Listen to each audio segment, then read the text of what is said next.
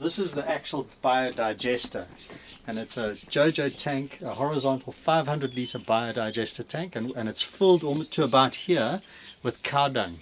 The cow dung I collected from small holdings in the area. I can show you what it looks like. I've got some extra storage in here. It's a bit smelly, but you can see it kind of looks a bit like that, and I leave it in there for a little while just to make it easier to get inside the digester, and then I have to feed that every now and again. But here it is here. So this is the digester. There's 3 outlets or inlets, if you like. There's 3 pipes that are connecting it together. There's the gas pipe at the back here. That's a small pipe, and the methane gas comes out of there. There's this connector here, and I can take the lid off and add new organic matter to that, like the cow dung and kitchen scraps and things to here, and we should be adding every day. We should be adding a bit. We haven't done that yet. Anyway, this is nice and sealed. Down the bottom here is an outlet. I'll show you what it looks like inside. Inside the tank there is a long pipe that goes about halfway. So that's what it's like inside here.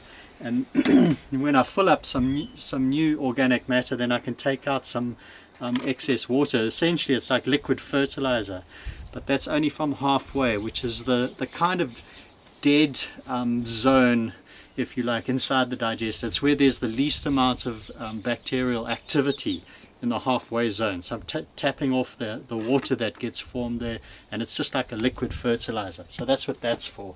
So we add in organic matter, we take out methane, we take out liquid fertilizer from there.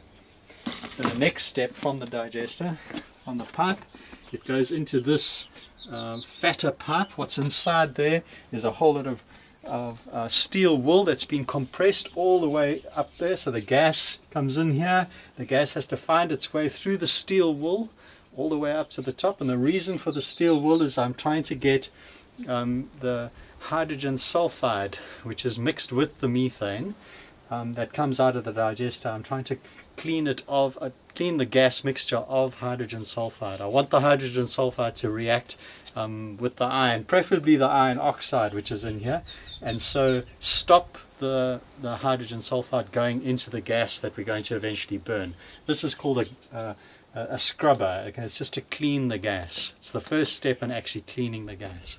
There is another step which comes a bit later, but we'll see that. So from there, then the methane, having cleaned, goes inside this tank, and you'll have to come around on top here to have a good look at it.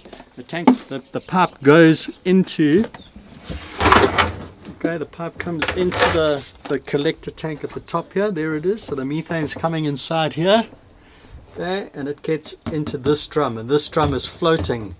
Okay, it's floating on some water, and as the gas fills in here, the tank rises. So it's nearly full now. I mean, that's almost at 100% full. So we've got lots of methane inside this tank. As we switch it on in the kitchen, it's going to sink down, and the gas will come out of the orange pipe, yeah, back to the kitchen. So that's how that works. What's happening inside this drum, though, okay, is there's a float that allows the methane gas to bubble through the water, and that's another cleaning step. Because what will happen is when it bubbles through the water, carbon dioxide can dissolve out of the methane mixture, including some hydrogen sulfide that maybe didn't get caught by the scrubber, also can dissolve into the water. So the gas that we're getting into the kitchen is then much, much cleaner than it would be otherwise.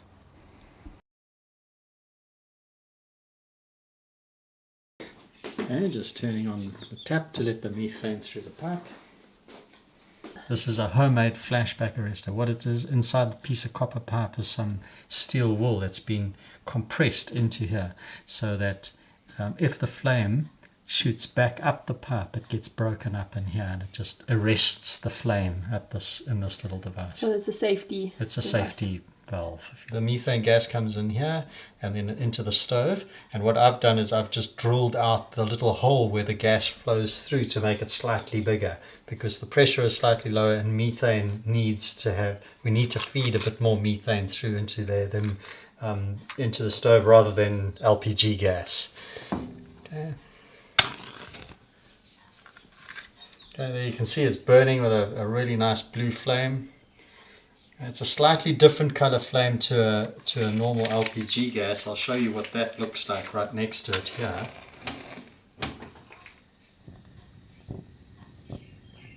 See, a slightly different color flame. This is LPG gas, liquid petroleum gas, and that's methane gas from the biodigester outside. Now we can just put the pot on. I have preheated this water, so anyway, we can leave it there. Okay. We're making about 30 to 35 liters a day, and so we let it build up, and then every second day we used to use it to cook or heat up food.